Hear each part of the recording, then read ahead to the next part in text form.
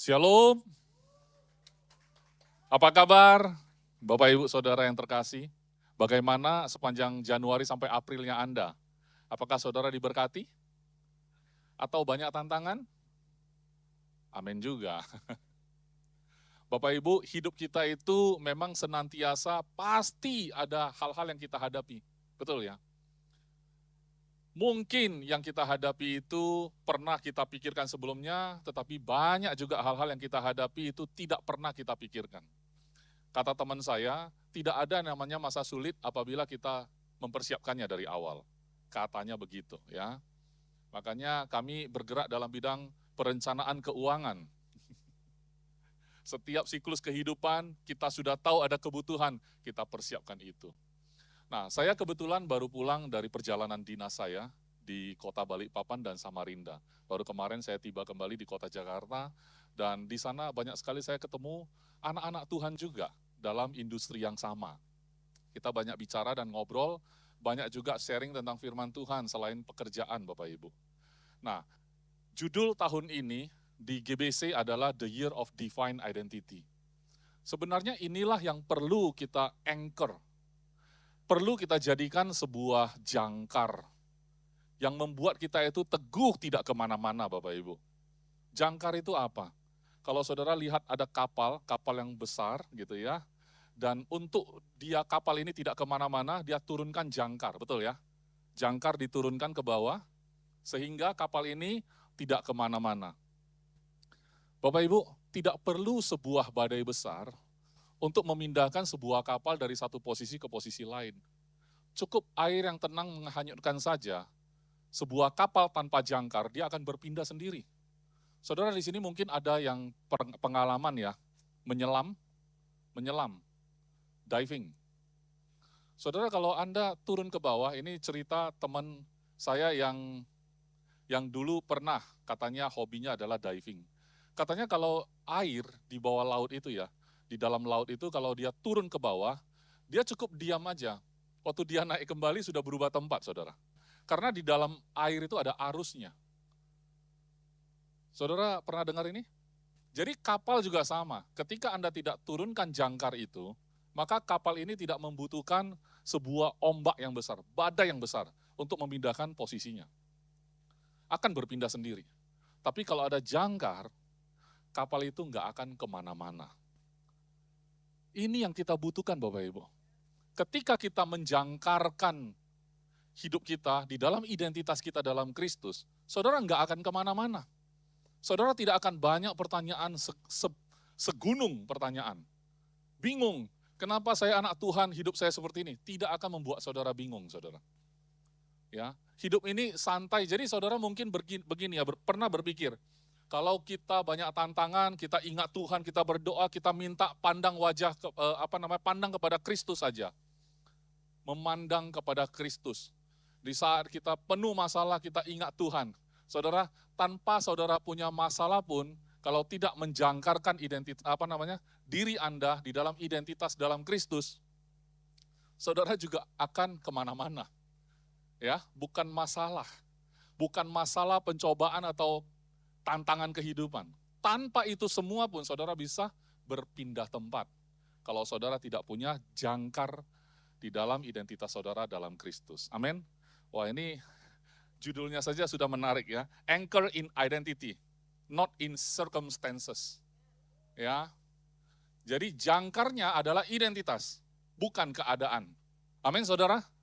Kalau keadaan mau berubah seperti apapun, selama jangkar itu jelas, saudara tidak akan kemana-mana. Mari kita buka di Ibrani, di ayat yang pertama ini, kita akan unboxing bersama-sama. Di Ibrani pasal 6, ayat 15 sampai 20. Kita unboxing bersama-sama, saudara. Ya. Abraham menanti dengan sabar, dan dengan demikian ia memperoleh apa yang dijanjikan kepadanya.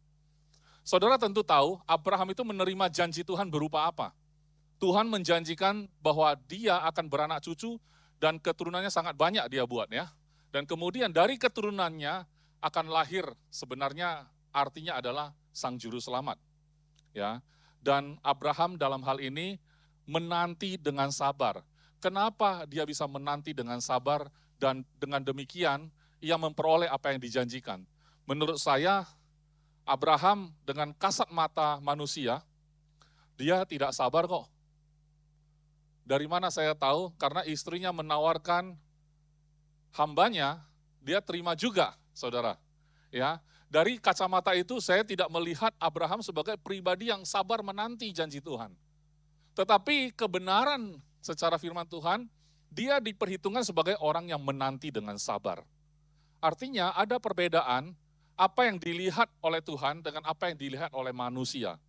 Katanya dari perbuatannya saya tahu hatinya. Itu pernyataan yang benar juga Bapak Ibu. Tapi dari perbuatan Abraham dengan dia menerima hamba untuk memperanakkan seorang anak Ismail bagi dia, itu sudah menunjukkan dia seperti tidak sabar gitu. Atau kalau dia adalah sabar, berarti dia tidak paham bahwa harus melalui Sarah, istrinya. Berarti dia tidak paham. Atau dia paham tapi dia nggak sabar. Ya, mumpung ada penawaran, ambil saja. Saudara, dalam hidup ini juga kadang-kadang kita diberikan penawaran demi penawaran. Kadang-kadang penawaran yang menggiurkan juga. Yang kita pikir penawaran ini akan menyelesaikan masalah yang kita sedang hadapi. Kadang dalam karir juga begitu ya Bapak Ibu ya. Kalau saudara sebenarnya sudah tahu, oke ini dari Tuhan, kemudian waktu Anda jalani, Anda tidak ada anchor, Anda tidak ada jangkar.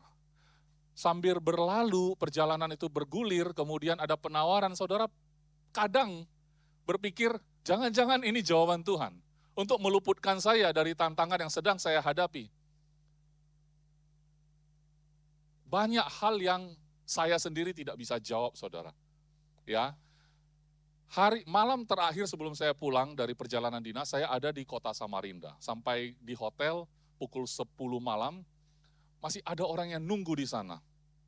Padahal orang ini sudah saya temui dari kemarin, tadi pagi, makan siang bersama, saya dipertemukan dengan Pastor Andi Simon oleh orang ini, ya, Pastor Andi Simon di Balikpapan. Kemudian siangnya saya berangkat ke Samarinda, saya ketemu orang yang lain, saya kerja ya seperti biasa. Malamnya harusnya saya udah beristirahat, baru check-in ke hotel itu. Tapi teman saya, kolega saya itu mengatakan, Pak Iskandar, Bapak itu menunggu Pak Iskandar lagi di hotel. Katanya akan ketemu Bapak di hotel. Ini udah jam 10 Pak. Ya, tapi oke lah kita lihat mau ngomong apa lagi. Ternyata teman ini membawa seorang teman yang adalah lawyer. Baru saya kenal satu teman lawyer yang diperkenalkan ini. Duduk, nggak cerita kerjaan ternyata. Sebenarnya dia mau cerita kerjaan, tapi waktu tanya, orang mana? Oh saya orang Batak juga, oh orang Sumatera dong, iya papa saya. Ya mungkin ada kesempatan teman baru saya ini akan menyaksikan juga sharing saya di sini ya secara online. Singkat cerita, ayahnya adalah seorang pendeta yang ditugaskan ke kota dekat sana ya. Saya lupa nama kotanya. Kemudian dia bilang, sayangnya panggilannya sepertinya, passionnya dia bilang, passion papa saya itu ternyata bukan pendeta, tapi pengacara. Hampir mirip sih. Hampir mirip sih. Soalnya waktu menggembalakan katanya dia melihat ada surat kabar gitu ya, pengusaha ini ditolong oleh pengacara ini, keluar dari masalah, bla bla bla, ada litigasi, pertarungan hukum begini-begini. Wah ini baru berasa kayak diri dia gitu loh. Dia sekolah hukum dan kemudian jadi top 3 lawyer di kota tersebut. Cukup terkenal, walaupun saya belum kenal. Saya kenal anaknya duluan. Jadi anaknya juga ikut jejak itu. Singkat cerita, teman baru ini, walaupun dia seorang lawyer, dia banyak mendengar dari saya dan banyak bertanya. Pak, mungkin dia nggak tahu saya pendeta kali. Pak, kenapa kadang-kadang, karena dia ngomong sekuler, kita hidup di sekuler ini berbeda. Saya bilang tidak ada yang namanya sekuler. Semua itu adalah rohani. Saya mengatakan begitu. Jadi kayak berkhotbah juga satu sesi di sana. Semua itu rohani. Karena kita ini adalah eklesia. Eklesia itu adalah orang yang diutus keluar. Oke? Kita ini adalah dari surga, bukan dari bumi. Diutus keluar. Jadi kita ambasador, kayak duta. Nah kemudian duta besar itu kenapa ada di negara orang untuk mengadministrate rakyat-rakyatnya di sana kan, dan merasakan bagaimana bumi seperti di surga gitu kan. Oke, setelah dia dengar gitu seperti hal yang nggak pernah dia dengar sebelumnya, dia tanya, Pak, bagaimana ketika saya dalam kapasitas ini, kadang saya ada di persimpangan. Apakah saya harus tolong orang ini, atau saya tidak harus tolong orang ini? Kenapa kamu ragu? Karena kalau saya tolong, kadang-kadang rasanya ini orang yang tidak pantas ditolong juga gitu ya. Oh, maksudmu setelah kamu tolong, dia hianati kamu. Kadang bisa seperti itu. Tapi kalau nggak ditolong, kayaknya kita jahat gitu loh. Kenapa nggak ditolong? Padahal itu teman sudah susah. Oh, mungkin kehidupan lawyer seperti itu. Jadi tolong salah, nggak ditolong juga salah gitu ya. Saya bilang memang kita hidup ini tetap akan salah. Apapun yang kamu pilih, decisionmu mau tolong mau tidak, tetap salah saya bilang gitu. Yang benar itu adalah identitasmu dalam Kristus. Kemudian saya sharing itu, identitas saudara. Dan dia sampaikan terima kasih kepada teman yang bawa dia kemari. Dia bilang, terima kasih ya kamu bawa saya ketemu bapak ini, dia bilang gitu. Padahal urusannya bisnis sebenarnya. Tapi orang seperti ini setelah terjadi hubungan yang begitu baik, sampai saya naik ke atas, saya sudah istirahat, teman saya masih ngobrol sama mereka katanya. Beberapa menit lah ya, mungkin 10-15 menit kesepakatan bisnis gitu loh. Menurut saya ketika kita memberikan yang terbaik yang dia butuhkan, ya urusan bisnis gampang sekali ya Bapak Ibu ya. Karena pertanyaan terbesar dalam hidup orang-orang itu kadang-kadang dia simpan, nggak tahu jawabannya apa. Saudara-saudara di sini, saudara juga punya kesempatan yang sama kok. Saudara juga di posisi yang sama. Saudara adalah orang benar, saudara adalah anak Allah yang maha tinggi, dia begitu mengasihi saudara sehingga sangkin saudara dikasihi oleh Tuhan. Saudara mungkin tidak sadar, ketika saudara ketemu orang, ucapan-ucapan sederhana saudara bisa mengubah hidup orang tanpa saudara sadari, ya. Karena identitas itu bukan tentang perasaan. Kadang itu kita nggak bisa merasa Tuhan sayang kita. Tapi kebenarannya adalah Tuhan sayang kita. Amin. Yang salah bukan soal Tuhan sayang atau tidak, sudah pasti dia sayang. Yang salah adalah perasaanmu, tidak bisa merasakan. Betul ya? Pak, bagaimana kalau saya bela ternyata memang salah? Ya sudah, kan kamu dihianati. Kamu tahu, Yesus pernah dihianati.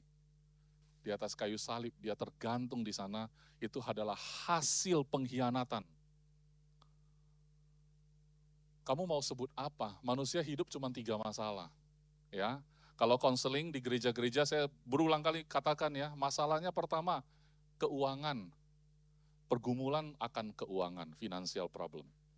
Yang kedua, masalah kesehatan, betul ya? Kesehatan, soal fisik, soal dia menderita sakit. Ya. Yang ketiga masalah apa? Hubungan. Keempat, kelima, dan seterusnya adalah kombinasi dari 3. Betul tidak? Masalah hubungan.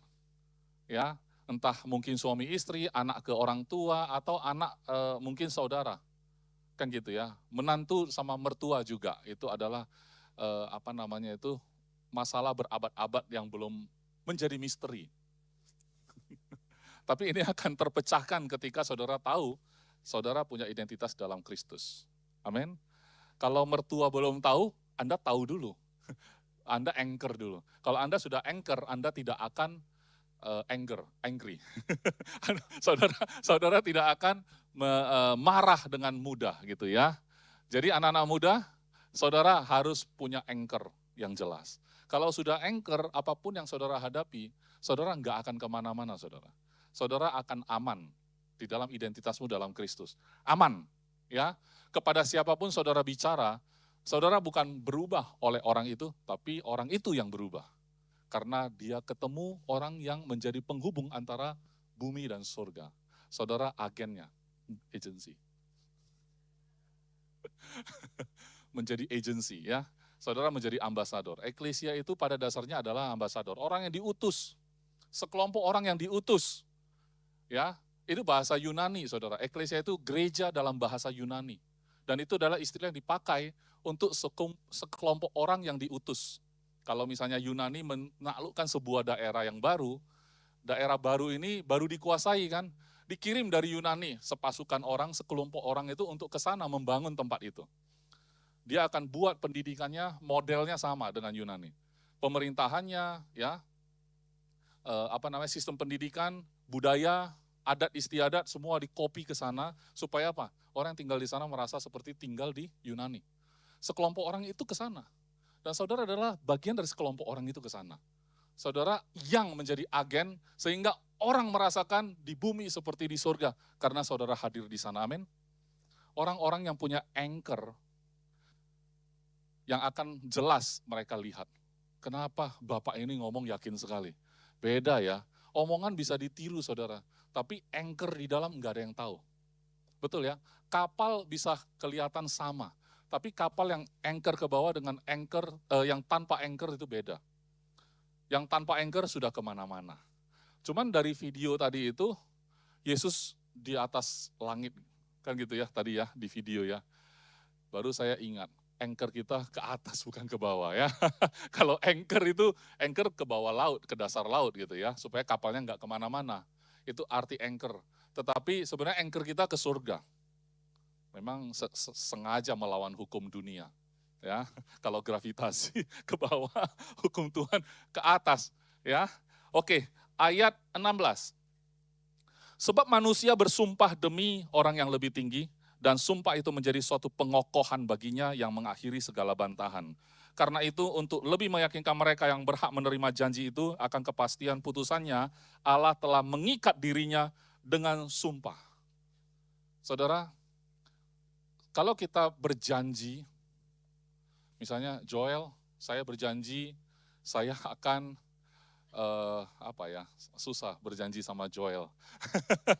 Karena dia semua sudah punya. Semuanya dia sudah punya, susah berjanji ya. Amin ya, amin.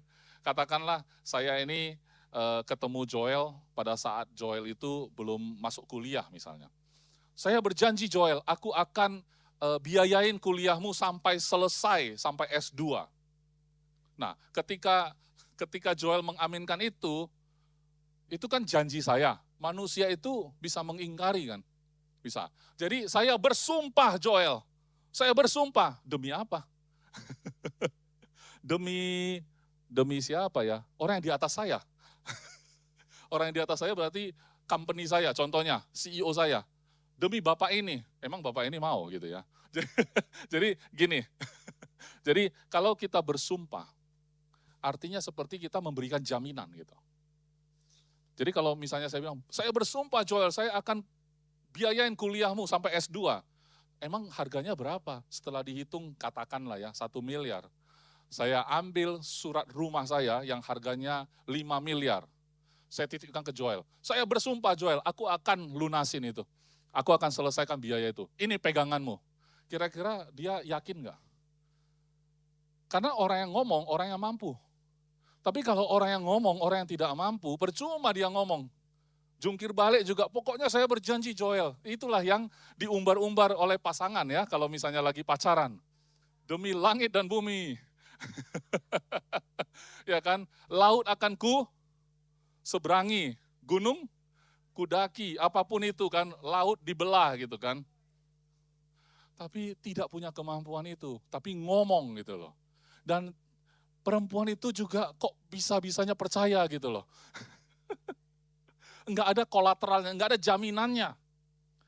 Pada saat Tuhan berjanji kepada Abraham, pertanyaan saya, apakah Tuhan sanggup memenuhi itu? Sebenarnya dia cukup hanya berjanji, tetapi janji itu dia dasarkan pakai sumpah. Sumpahnya apa itu? Ayat 18.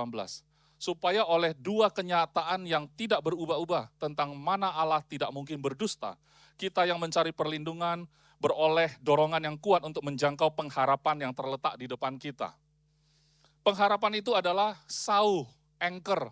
Sauh itu adalah anchor, saudara, jangkar. Yang kuat dan aman bagi jiwa kita, yang telah dilabuhkan sampai ke belakang tabir. Ini kalau saudara baca, ini lagi cerita kapal yang pakai sauh, dilabuhkan sampai sana benar ya, sampai ke belakang tabir. Ini kapalnya kemana? kok ada tabir segala? Ya, katanya ayat 20, di mana Yesus telah masuk sebagai perintis bagi kita ketika ia menurut peraturan Melkisedek menjadi imam besar sampai selama-lamanya. Kok bisa ya, waktu Yesus di atas kayu salib katanya tabir terbelah, ruang maha kudus bisa masuk. Betul kan? Nah, sauh itu, kapalnya itu sampai dilabuhkan di belakang tabir gitu. Ini cerita di laut atau di darat? Betul enggak? Tapi saya percaya ini adalah sebuah kiasan yang kita nggak tahu kenapa hati kita paham saja, saudara. Saudara paham nggak? Harusnya kacamata manusia ini harusnya bingung ini. Cerita sauh itu kan kapal, dilabuhkan di belakang tabir. Tabir apa? Yesus masuk sebagai perintis. Kok bisa masuk ke ruang maha kudus kapalnya? Tapi saudara paham aja kan? Paham aja. Kenapa? Pengharapan yang di atas dasar janji Tuhan yang kepada Abraham didasarkan pada janji dia dengan sumpah. Dia nggak bersumpah demi sesuatu yang di bawah dia. Di atas dia pun tidak ada lagi. Memang dia yang paling tinggi. Kalau saya berjanji kepada Joel, dasarnya adalah satu sertifikat hak milik yang harganya 5M untuk janji saya yang cuma 1M. Sudah cukup bagi Joel. Tapi Tuhan kita saat dia berjanji, kolateralnya itu adalah dirinya sendiri. Apalagi saudara? Saudara butuh kolateral yang lebih murah kadang-kadang. Bukankah saudara lebih yakin kalau di rekening saudara punya 2-3M, 5M, cash? Saudara merasa lebih yakin dengan itu kan? Itu harganya lebih murah saudara. Saudara lucu, saudara sangat pengen memiliki kolateral, jaminan yang jauh lebih murah. Padahal saudara punya yang lebih mahal dan paling mahal. Ini saja sudah cukup saudara, kalau kita renungkan ya. Saya rasa cukup untuk 1 tahun ini kita renungkan aja terus.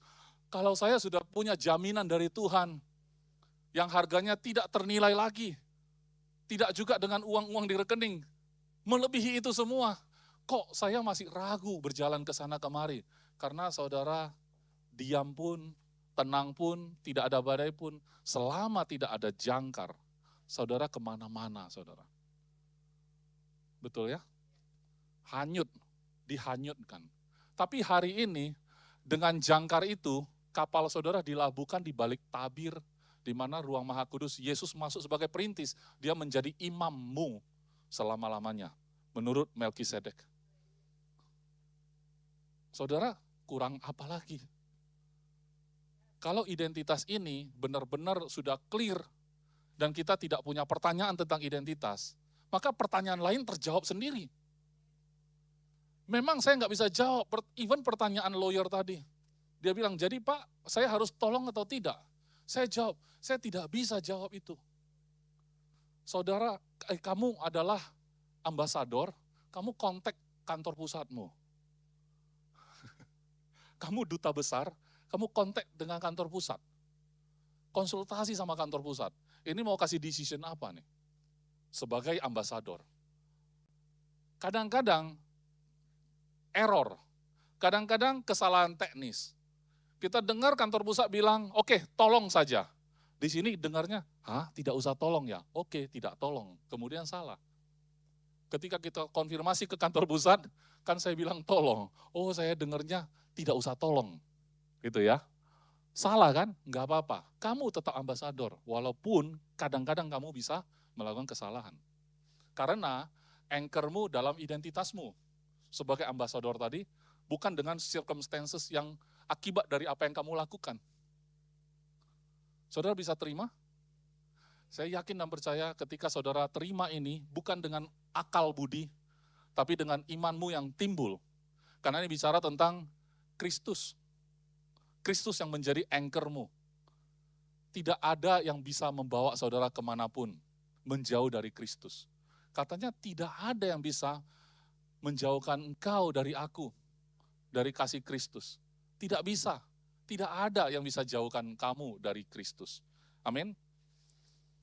Nah, kemudian kalau kita sudah tahu bahwa Allah kita saat dia berjanji, yang dia ikat adalah dengan sumpah atas demi dirinya sendiri, yang adalah yang paling berharga dan bernilai. yang tidak bisa gagal, yang ultimate. Tidak ada lagi yang lebih tinggi dari itu. Kalau saudara paham benar, saudara tinggal menikmati hidup saudara. Saya pengen pakai Roma 7, tapi ayat yang berbatasan dengan Roma 8, saudara. Jadi ini kayak gelap dan terang nih ya. Roma 7 di penghujung yang berbatasan dengan Roma 8. Apa itu? Roma 7 ayat 20 sampai seterusnya, sampai Roma 7-nya selesai ya. Jadi jika aku berbuat apa yang tidak aku kehendaki, maka bukan lagi aku yang memperbuatnya, tetapi dosa yang diam di dalam aku. Saudara, ini benar ya, ketika Rasul Paulus bilang, kalau aku berbuat apa yang tidak aku kehendaki, maka bukan aku lagi yang memperbuatnya, tetapi dosa yang di dalam aku. Ketika kita lahir baru, sebenarnya kita melihat masih ada dosa. Betul ya? Ketika kita sudah lahir baru, kita punya identitas yang baru, kita masih melihat diri kita melakukan kesalahan, saudara. Betul ya? Saudara masih melakukan kesalahan. Pertanyaan saya, apakah saudara pengen melakukan kesalahan itu? Kalau masih pengen, kita konseling nanti. Yang saya maksud adalah, saudara tahu, saudara melakukan kesalahan lagi, padahal saudara sudah lahir baru, punya identitas baru. Tapi saudara lihat diri saudara sejenak, loh, kok saya masih melakukan kesalahan? Pertanyaannya, apa saya masih pengen melakukan itu? Sebenarnya enggak, tapi kenapa masih lakukan? Karena dosa yang di dalam dirimu, bukan kamu, saudara. Bahkan Rasul Paulus pun ingin menegaskan, bahkan dosa yang dibuat pun, bukan kamu lagi, tidak mengikat dalam identitasmu. Amin. Perbuatan dagingmu itu tidak mengikat dalam identitasmu lagi. Amin. Ini adalah saintifiknya. Ayat dari Roma ini adalah secara ilmiah, Rasul Paulus itu jagoan, saudara. Kalau saudara mau jadi jagoan marketing, belajar dari Rasul Paulus. Benar saya katakan. Baca kitab Roma ini, itu benar-benar mana ada sih orang yang butuh juru selamat kalau dia merasa dia sudah selamat, saudara. Kenapa Rasul Paulus menjelaskan tentang manusia kehilangan kemuliaan Allah, bla bla bla bla bla bla. Manusia tahu dia berdosa, dia butuh juru selamat. Mana mungkin dia merasa butuh juru selamat kalau dia merasa dia sudah selamat, betul tidak? Saudara mungkin, saudara sampai hari ini, saudara merasa, sampai hari ini belum dengar agama manapun yang katanya pakai konsep juru selamat. Kamu tidak bisa pakai kekuatanmu, kamu nggak bisa pakai upayamu, kamu hanya terima karena kasih karunia. Inilah juru selamat gitu kan. Bagaimana kalau suatu hari ada agama yang muncul dan dia katakan pakai konsep yang sama? Ayo, tapi namanya bukan Yesus, nama lain, dan dia bilang itu juru selamat juga. Bagaimana? Kristen bukan menjadi satu-satunya lagi, karena ada yang tiru. Ya, pertanyaannya, dasar apa dia katakan itu? Sejak kapan dipersiapkan itu? Tapi melalui Alkitab kita tahu keselamatan dipersiapkan sejak manusia jatuh dalam dosa pun bahkan sebelum itu. Amin. Dan tertulis dengan kitab-kitab yang simultan, bukan orang yang sama. Dari zaman ke zaman mengkonfirmasi, konfirmasi. Sekalipun mau keluar 10 tiruan, saya ini juru selamat. Kamu tidak bisa melakukan dengan, aku ini adalah anugerah. Tapi namanya bukan Yesus. Mana dasarnya? Tiba-tiba muncul gitu aja, enggak mungkin. Ini sejarahnya ada. Yesus itu bukan tiba-tiba muncul gitu aja. Betul tidak Bapak Ibu? Bahkan sudah dipersiapkan pun ketika dia muncul di tengah orang Yahudi tidak mengenal dia, saudara. Betapa bahagianya saudara dan saya, bukan orang Yahudi, tapi bisa percaya begitu saja. Apalagi cuma lewat nonton YouTube ini ya. Cuma lewat, terima gitu aja. Saudara terlalu diberkati. Terlalu ya. Saudara sungguh-sungguh diberkati. Selewatan begitu saja saudara bisa terima. Bangsa yang sudah menanti juru selamat itu, begitu juru selamat itu lahir, malah dia salibkan. Dan dia tidak tahu. Ternyata itu juru selamat yang dia tunggu-tunggu. Sampai hari ini dia masih menunggu juru selamat itu. Saudara sudah terima juru selamat itu. Luar biasa sekali ya. Jadi ayat 20 ini saja, Roma 7 ayat 20 saja, kita sudah paham bahwa Rasul Paulus pun mengatakan, kalau apa yang dia tidak kehendaki dia lakukan itu ya, yang dosa yang buruk, yang jahat itu, bukan aku lagi yang memperbuatnya katanya, tetapi dosa yang diam di dalam aku. Ayat 21, demikianlah aku dapati hukum ini, titik 2, jika aku menghendaki berbuat apa yang baik, yang jahat itu ada padaku. Ayat 22, sebab di dalam batinku aku suka akan hukum Allah. Jadi nature dari orang yang lahir baru adalah kita lebih suka hukum Allah, betul? Kita lebih suka mengasihi, kita lebih suka mengampuni, kita lebih suka memberi sebenarnya. Itu adalah nature dari hukum Allah. Tapi bukan itu yang kita lakukan. Karena ada dua hukum sedang bekerja di sini. Ya, ayat 23, tetapi di dalam anggota-anggota tubuhku, aku melihat hukum lain yang berjuang melawan hukum akal budiku dan membuat aku menjadi tawanan hukum dosa yang ada di dalam anggota-anggota tubuhku. Saudara bisa rasakan ya, dari bahasa, dari kata-kata, dari kalimat-kalimat Rasul Paulus, dia seperti orang yang sedang membagi dengan jelas bahwa di dalam hidup dia ini seperti ada dua Paulus. Satu Paulus lama, satu Paulus baru. Betul tidak? Paulus lama sifatnya adalah yang daging-daging itu. Kenapa ya kita masih melakukan kesalahan? Karena kesalahan itu nyaman untuk dilakukan. Kalau tidak nyaman, saudara pasti tidak mau lakukan. Betul tidak? Kok jadi gitu? Kenapa orang masih suka melakukan kebiasaan jelek? Karena kebiasaan jelek itu masih menyenangkan. Kalau kebiasaan jelek itu sudah tidak menyenangkan, otomatis dia tidak lakukan. Gitu loh. Tapi bagaimana mengubah yang menyenangkan tanda petik ini menjadi sesuatu yang tidak menyenangkan? Yang diubah adalah fokusmu akan identitasmu, bukan circumstances. Banyak orang mencoba ya, contoh lah ya, contoh. Saat kita pengen puasa, intermittent fasting, nggak usah puasa yang secara agama dulu ya, intermittent saja karena pengen langsing. Nah, rakyat-rakyat di sekeliling kita, katakanlah istri, anak-anak kita, rakyat-rakyat ya, raja pengen puasa, rakyat-rakyatnya makan di depan, itu kan circumstances, betul kan? Pertanyaannya, saudara pengen puasa, tapi saudara minta mereka jangan makan di depan saudara. Saudara mengubah apa yang saudara inginkan dengan cara mengubah circumstances. Jadi saudara menjadi raja yang otoriter. Jangan makan di sini ya. Jadi di mana? Di toilet sana kamu makan. Kenapa kamu nggak fasting di toilet? Harusnya kamu yang fastingnya di toilet dong. Kan kamu yang mau kurus, betul nggak? Kenapa mereka yang jadi tidak boleh makan di depan kamu, kan begitu ya? Bahkan manusia pengen mengubah circumstances untuk meneguhkan bahwasanya dia adalah raja. Dia pengen mengubah circumstances untuk mengubah identitas dia. Itu yang terjadi di dalam diri manusia-manusia yang ada. Saya berdoa tidak terjadi atas anak-anak Tuhan, apalagi GBC. Tidak terjadi. Saudara jangan mengubah keadaan demi menunjukkan siapa diri saudara. Hukum kebutuhan menurut Abraham Maslow, saudara tahu kan, yang pakai piramida itu. Zaman dulu kan di kuliahan sudah dijelaskan, ada ya Ken ya? Teori kebutuhan Maslow ya. Ken tolong pikir nanti habis makan siangnya ini apa ya? Ken.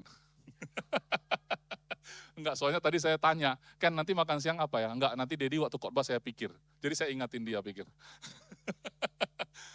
Abraham Maslow, teori pertama katanya kebutuhan manusia paling mendasar adalah makan, minum, pakai itu loh. Kebutuhan dasar. Orang bisa melakukan apapun, membunuh pun jadi, demi dapat makan. Kalau dia lapar, dia mati. Antara dia mati atau orang lain yang mati. Manusia, jadi dalam ilmu NLP ya, Neuro Linguistic Program, katanya itu otak reptil. Fight or flight. Gimana sih? Ini antara hidup dan mati gitu loh ya.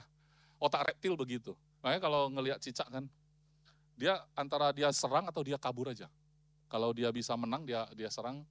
kadal gitu ya, reptil lah pokoknya. Oh ada ular juga di sini ya. Dia akan lihat.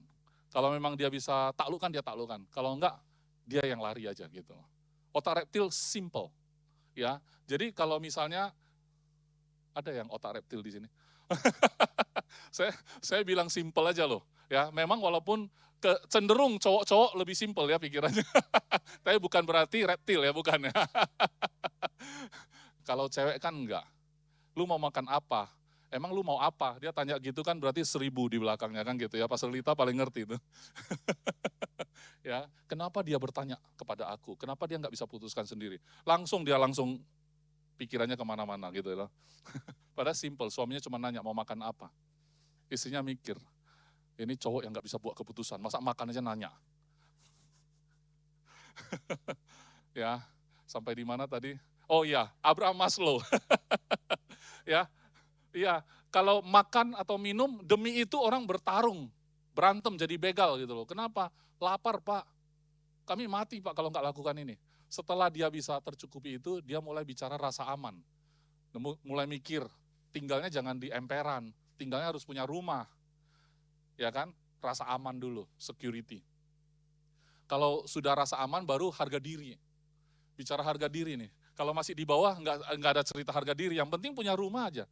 Nah sekarang kalau sudah agak maju lagi gitu kan, kebutuhannya meningkat, harga diri.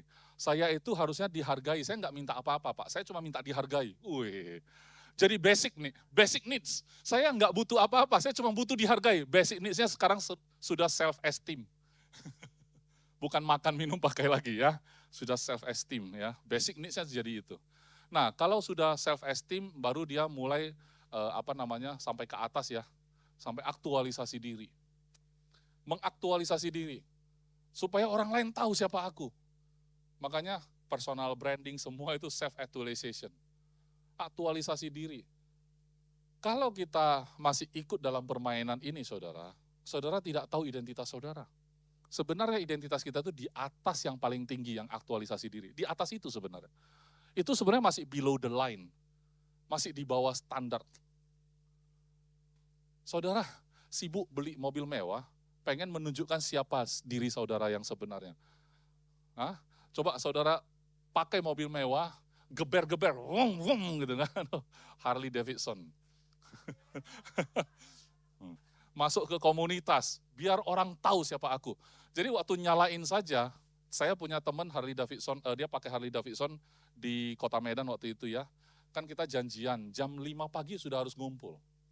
Nyalain motor Harley, itu sesuatu banget di pagi hari jam 5. Wah, tiba-tiba orang kaget gitu, kebangun gitu loh. Kalau di komplek. Jadi dia bilang, kalian itu yang ngajak-ngajak saya jam 5 pagi, saya harus dorong-dorong motor Harley. Di depan security baru dia nyalain. Dia bilang, malu saya. Ada orang yang bangga, ada orang yang malu, saudara. Saudara tipe yang mana? Padahal itu kebanggaan. Nyalain itu suaranya sesuatu banget, itu mahal itu. Suara itu mahal. Harganya 1 miliar suara itu. Untuk suara itu saja 1 miliar. Jadi kalau belum bisa nggak apa-apa, yang second aja, 500 juta. Atau ada tiruannya, motor 250 cc tapi knalpotnya dibolongin. Atau motor yang cc-nya rendah aja, tapi ini knalpotnya saja yang menyerupai, ya, menyerupai, ya, serupa dan segambar. Tapi yang sudah versi jatuh gitu ya. Yang sudah versi jatuh. Suaranya sih bisa ditiru, tapi dia identitasnya bukan Harley tetap. Waktu lewat apaan sih itu? Oh motor bebek ya. Oke, nah jadi kita tidak lagi berada di bawah garis itu saudara.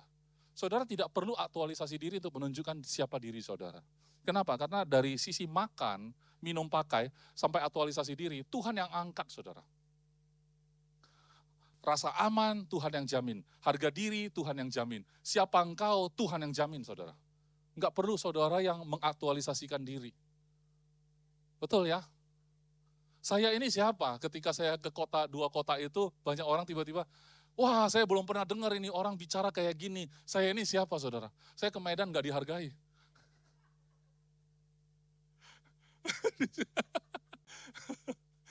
Ini in terms of kerjaan pun ya, bukan hanya firman Tuhan ya. In terms of kerjaan. Mungkin bahasa-bahasa saya di Medan itu orang dengarnya udah biasa. Lah kita juga udah tahu lah. Bentar lagi pasti ngomongin ini, bentar lagi ngomongin ini. Tapi di sana seperti nggak pernah dengar mereka semua itu. Wah ngomong-ngomong. Makanya kita nggak mungkin memberi dampak hanya sekecil ini saudara. Betul? Apa yang saudara dengar, apa yang saudara pernah bagi ke orang, di luar sana masih banyak sekali orang belum dengar saudara. Itu lautan luas saudara. Lautan luas. Ya. Kemarin ada teman saya fotoin, dia sedang dalam training penginjilan saudara. Layarnya dia sempat foto kirim ke saya, tangkapan layar yang dia sedang ikutin acaranya. Jadi ada slide di sana, dia foto, dia kirim ke saya. Sekilas saya lihat itu adalah training untuk menjangkau jiwa. Dari skala 1 sampai 10, seberapa yakin engkau akan masuk surga ketika engkau mati nanti? Pakai skala ya, masih ada fotonya. Seberapa yakin engkau? Skala 1 sampai 10. Saya nggak tahu, ini sebenarnya mau menginjil ke orang Kristen atau bukan, saya nggak tahu ya. Nanti saya klarifikasi. Kalau ke orang Kristen, saya pengen tahu lagi tuh. Sebenarnya di balik itu doktrinnya apa? Mungkin bagi dia orang Kristen semua belum selamat kali ya. Siapa tahu. Tapi kalau itu adalah untuk orang-orang di luar, mungkin memang itu semacam pertanyaan diagnostik, mendiagnosa. Kalau dokter kan ketemu pasien, yang dia tanya apa? Keluhannya apa Pak? Sakit perut. Pertanyaan berikutnya apa? Sudah berapa hari? Betul ya? Buang air lancar enggak? Ciri-cirinya sakitnya di sebelah mana? Kan gitu. Pertanyaan-pertanyaan itu adalah pertanyaan diagnostik. Semakin mengerucut nantinya, baru bisa diagnosa, kan begitu. Jadi kalau pertanyaan diagnostik, apakah engkau dari skala 1 sampai 10, seberapa yakin kamu mati nanti masuk surga? Pertanyaan yang paling sulit adalah nanti dia hand objection-nya kalau tanya ke saya susah itu. Kalau saya bilang yakin 100% gimana? Skalanya mentok 10. Apa yang membuat kamu yakin? Pasti begitu. Pasti. Kenapa saya tahu pertanyaan berikutnya? Karena saya adalah orang yang menciptakan sales talk. Bagaimana menjual sesuatu, bukan kita yang mau. Dia yang pengen ngejar kita. Gitu loh. Ya. Itu ya kalau orang jual asuransi. Ini saya spill ya. Pengen minta referensi. Tolong dong kenalin aku ke saudaramu, boleh nggak? Dia udah jadi nasabah nih, pengen minta referensi ke saudara-saudaranya. Itu pasti dia nggak mau kasih. Tapi kita bisa buat sampai dia yang pengen kasih kita. Tolong lu prospek koko gua, tolong lu prospek adik gua. Tahu nggak? Mau tahu caranya? Pertanyaan diagnostik. Saya akan tanya, kamu pernah dengar nggak saudara-saudara itu pecah gara-gara uang? Contohnya gini, di dalam persaudaraan itu pasti ada yang lebih tinggi ekonominya, ada yang lebih rendah, walaupun tidak miskin banget ya. Ini kan pasti variatif ya, betul ya? Betul. Oke. Kamu pernah nggak dengar kalau orang salah satu saudara itu sakit atau meninggal, maaf ya, terjadi musibah, itu yang dicari duluan pasti orang yang dianggap mampu tuh, minta tolong tuh. Betul ya? Nah, kadang-kadang gara-gara minta tolong, yang nolong itu berpikir, mau tolong salah, nggak tolong pasti salah. Tolong juga salah, kenapa? Karena dia udah punya keluarga juga. Sini ada menteri keuangan yang menjaga. Betul kan? Sana juga ada yang membutuhkan, kan begitu kan? Kamu tolong salah, nggak tolong salah. Kamu bayangin kalau semua orang bisa urus keuangannya dengan baik. Jadi kalau ada problem, ada musibah pun, bukan uang yang dia minta. Cuma butuh perhatian saja. Kamu ke sana, tunjukkan keperhatiananmu, dia udah cukup merasa tersupport. Duit nggak usah khawatir. Kenapa? Mereka semua punya asuransi. Urusan mereka bisa urus sendiri masing-masing. Tapi dengan catatan semua harus punya. Mereka sudah punya belum? Dia yang pengen ngasih dong.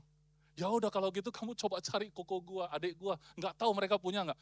Kalau nggak punya, gue yang bayar deh preminya. Daripada nanti dia cari saya minta uang besar. Betul nggak ya? Jadi kalau letak masalahnya ada di dia yang butuh solusi dong. Jadi dokter itu begitu. Kenapa dia tanyanya santai? Kenapa? Yang sakit dia. Kecuali yang sakit dokter. Bukan yang sakit pasiennya. Tanya, mengerucut. Akhirnya solusinya adalah resep.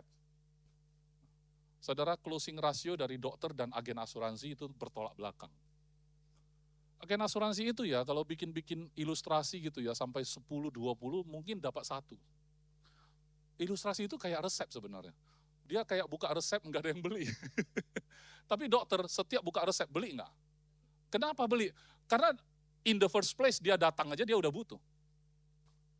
Tapi agen asuransi dia yang datangin nasabah, dia yang butuh nasabah, itu yang jadi problem. Jadi yang keluar resep adalah nasabah. Agennya yang beli gitu. Jadi kalau dokter beda.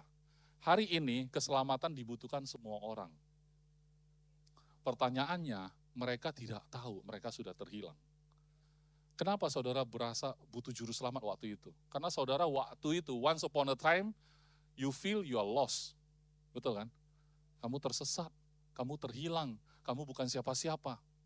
Kamu ketemu Tuhan waktu itu. Saudara kenal banyak orang di sekelilingmu. Circle 1, circle 2, circle 3. Apakah mereka kenal Tuhan? Wah, ini menantang saudara untuk jadi evangelis. Ya. Ayat berikutnya dari Roma 7 ya, sampai terakhir kan, sampai Roma 8 nanti ini persinggungannya. Katanya Rasul Paulus, aku manusia celaka. Kenapa? Karena bukan yang baik yang dia lakukan. Dia pengen lakukan yang baik, tapi yang jahat yang dia lakukan kan? Betul ya?